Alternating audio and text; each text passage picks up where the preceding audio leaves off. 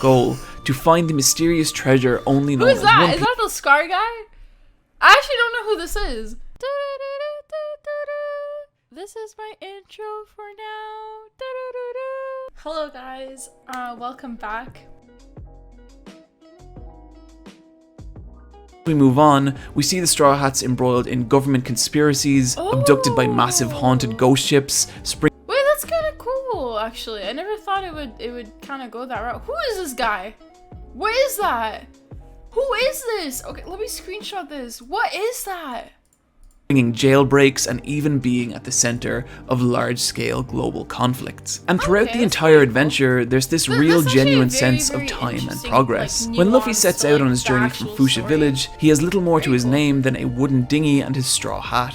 And now, 20 years later, he's an infamous pirate warlord, the world-famous captain That's the Budget Todoroki guy?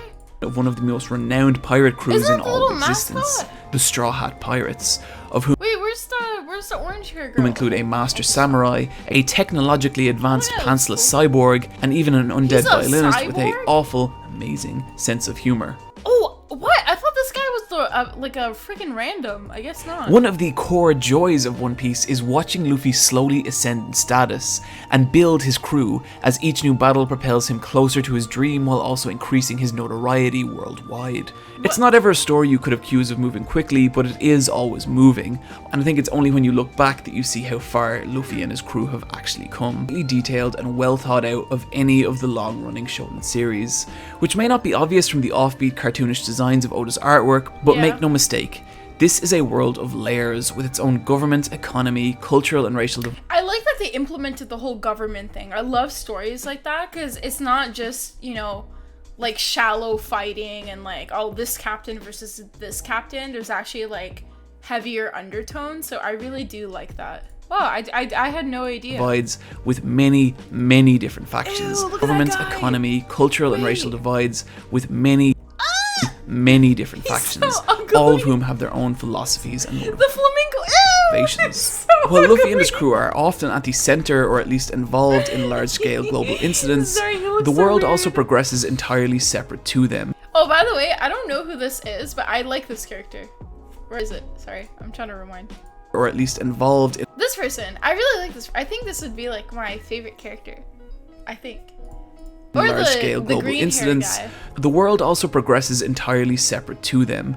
Major plot incidents completely separate from the Straw. Who's that? What? Is that Luffy? Is it Luffy or Luffy? Can you guys tell me? One or two? Luffy or Luffy? Who is that? How did he grow like that? Straw hats are common, and when they do occur, they reverberate throughout the world on such a scale that it drastically affects the lives of every character in it, such as Porticus D. Ace's. What is this? He has freckles. What? Is that like final form Luffy? Showdown with Blackbeard that resulted in the Blackbeard. Great Summit War. It always feels like there's a larger picture in One Piece, and depending on the global political climate of the time, Luffy and the Straw Hats' allies and enemies can switch from arc What? I thought this was a random to arc, giving the world this intriguing, ever-changing dynamic. guy. And so One Piece's world succeeds on a grand scale, but what may be even more impressive is the characters that Oda has filled it with. What at first can seem like a Isn't that the Budget Todoroki guy? What's wrong with his chin? cartoonish gag character can, through Oda's storytelling, become a portrait of life at its cruelest and most tragic. And this information is often delivered through weighty flashback stories, in which we're taken through the key moments of a character's life. And while a badly used flashback can utterly kill the momentum of a series, Oda uses them in such a way to give his characters weight, grounding, and motivation that otherwise... But I feel like that's what everybody does. To be fair, when you see flashbacks, right, it's supposed to get us to like feel for the character and the struggles they're going through at the moment. It just like impacts it even more, or it gives them motivation type of thing. Like think of like Naruto and all the Sasuke flashbacks. It like encourages him more to like, you know what I'm talking about. So to be fair, that can apply to pretty much just wouldn't be possible. Like, seriously, you see this dumb-looking idiot in a diaper? This is Senor Pink. That's a real character? And this guy has a Pink? backstory. You see this dumb looking idiot in a diaper? Sorry. This is Senor Pink, and this guy has a Senor backstory Pink. that is absolutely heartbreaking. And upon hearing it, it completely changes everything about how you see him. Moving What? swiftly along. Actually, no, wait, no. What? I know some of you out there don't believe me, so we're gonna prove it. I'm not Let's gonna. do I don't this. think I'm. Okay, to be honest, like, even if he has like the most sad and tragic backstory, he just looks so ridiculous that I can't take it serious. Senor Pink started out his adult life as a member of the brutal Is he playing Bleach music? Don Quixote crime family, where his days were frequently filled with criminal activity He looks like and a fish. brutal violence. Until one day, in the pouring rain, he met a woman who he immediately fell in love with. that Nami? They got married, had a child, and for a while at least, everything was perfect. Except that Pink was Gimlet? still involved Why would you name your son Gimlet? in the Don Quixote family, which he hid from his wife for fear that she might leave him.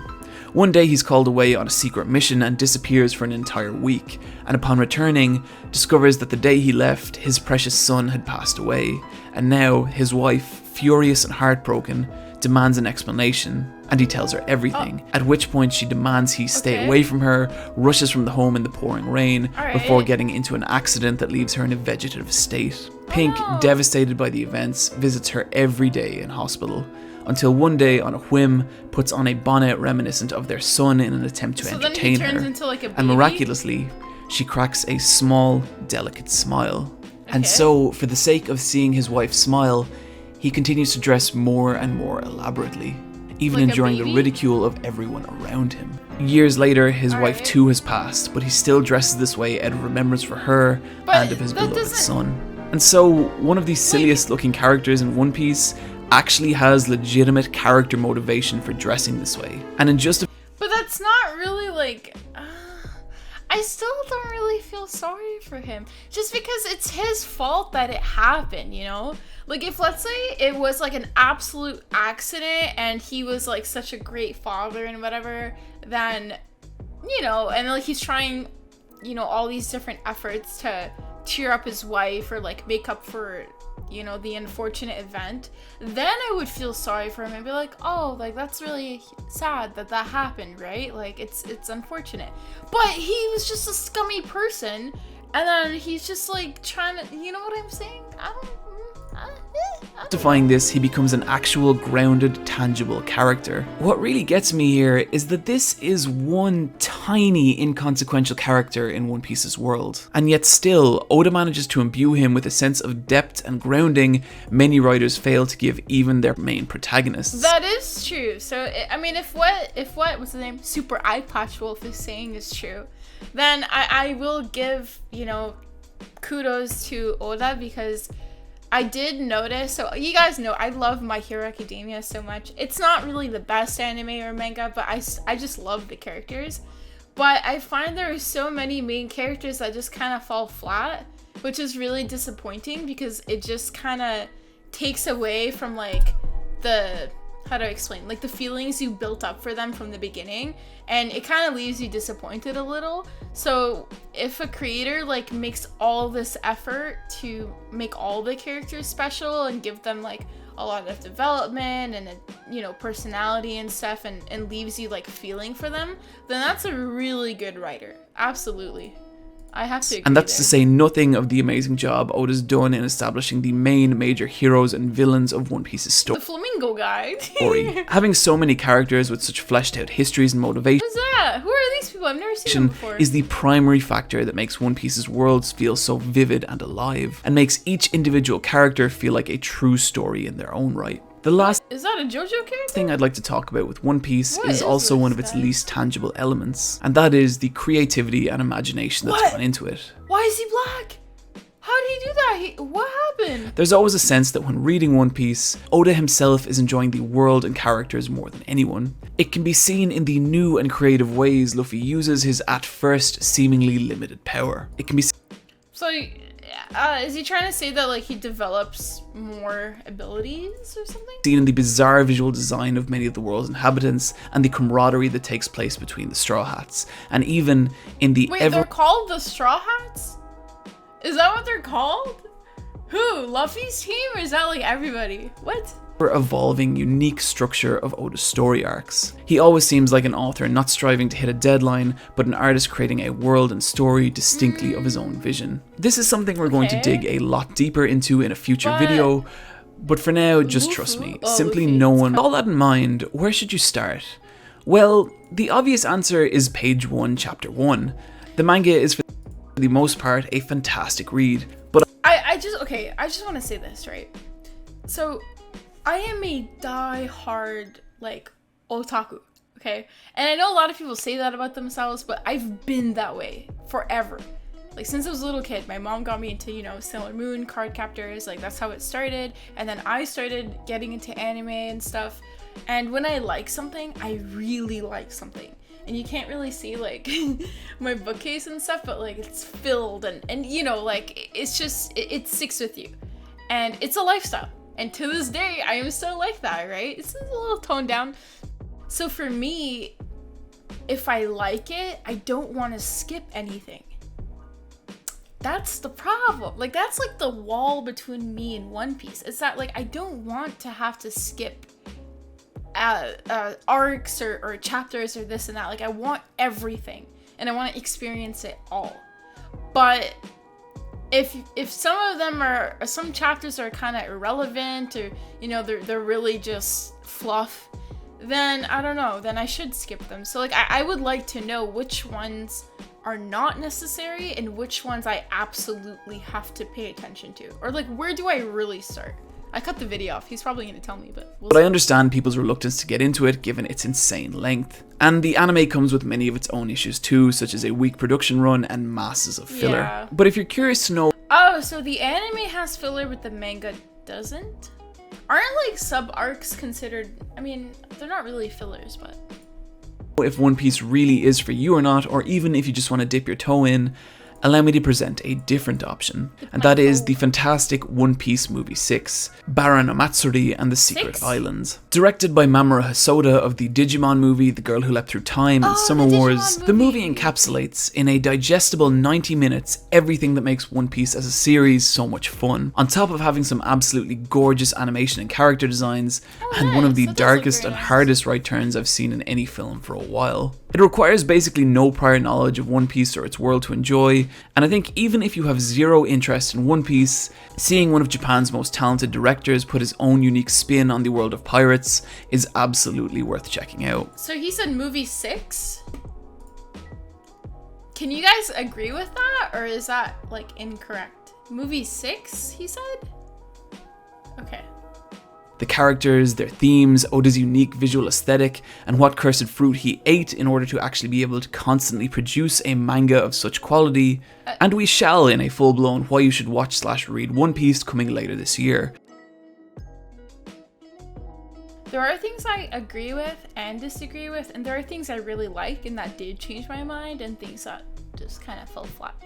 So, first off, I absolutely love that the story is kind of on, or towards one goal. I think that's really interesting because then everything you kind of experience all goes hand in hand. It's not like this random thing there and this random thing there. It's like it all comes together, so that's really nice, you know? The other thing I really like are the undertones, as I mentioned. So all, like, the government conspiracies and this and that. So it's more than just, like, captain versus captain, I guess, or, like, ship team versus, like, ship team, you know what I mean? So I think that's pretty cool, and that definitely was, like, a huge push in my mind to watch One Piece or read it. The things that I didn't exactly like were that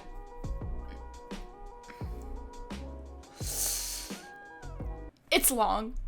I don't need to say it. It's very long, okay? And like I said, I don't want to have to skip things because if I like it, I will read everything, right? So I'm scared of certain chapters or, like, sub-arcs that were brought up are not gonna, you know, be it for me. And it's gonna kind of, like, push me away from continuing on with the series. So that I'm kind of worried about. And then the other thing I'm not too crazy about is the art.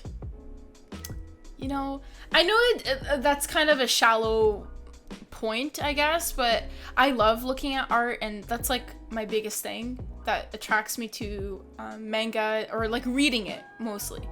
So if it's not exactly the style that I like, it makes it a little hard, and it does prevent me from like taking it more seriously, because he is an amazing artist, right, in his own style, but that's not necessarily, it's subjective, right? Like, it's not necessarily what I would gravitate towards, if that makes sense. So that's what I also get worried about. Like, if the characters get like too goofy, like, I don't think I would like enjoy it.